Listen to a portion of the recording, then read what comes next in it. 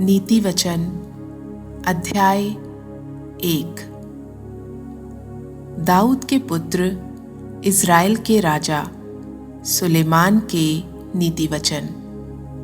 इनके द्वारा पढ़ने वाला बुद्धि और शिक्षा प्राप्त करे और समझ की बातें समझे और काम करने में प्रवीणता और धर्म, न्याय और सीधाई की शिक्षा पाए, कि भोलों को चतुराई और जवान को ज्ञान और विवेक मिले, कि बुद्धिमान सुनकर अपनी विद्या बढ़ाए और समझदार बुद्धि का उपदेश पाए, जिससे वे नीति वचन और दृष्टांत को और बुद्धिमानों के वचन और उनके रहस्यों को समझें। यहोवा का भय मानना बुद्धि का मूल है। बुद्धि और शिक्षा को मूढ़ ही लोग तुच्छ जानते हैं।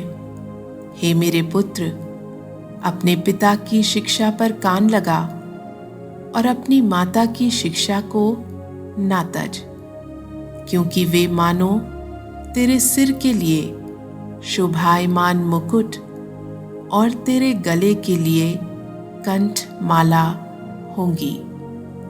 हे मेरे पुत्र, यदि पापी लोग तुझे फुसलाएं तो उनकी बात न मानना।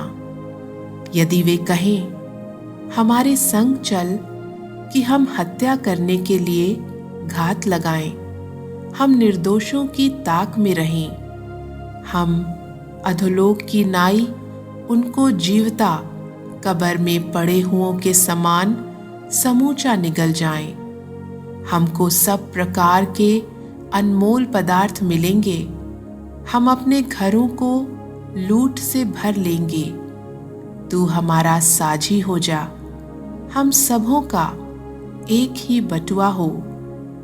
तो हे मेरे पुत्र, तू उनके संग मार्ग में ना चलना, वरन उनकी डगर में पांव भी न धरना, क्योंकि वे बुराई की करने को दौड़ते हैं और हत्या करने को फुर्ती करते हैं। क्योंकि पक्षी के देखते हुए जाल फैलाना व्यर्थ होता है, और ये लोग तो अपनी ही हत्या करने के लिए घात लगाते हैं और अपने ही प्राणों की घात की ताक में रहते हैं। सब लालचियों की चाल ऐसी ही होती है, उनका प्राण लालच ही के कारण नाश हो जाता है। बुद्धि सड़क में ऊंचे स्वर से बोलती है और चौकों में प्रचार करती है।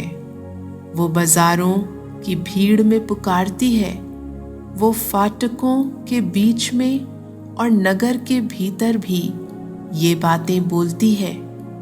हे भोले लोगों, तुम कब तक भोलेपन से प्रीति रखोगे?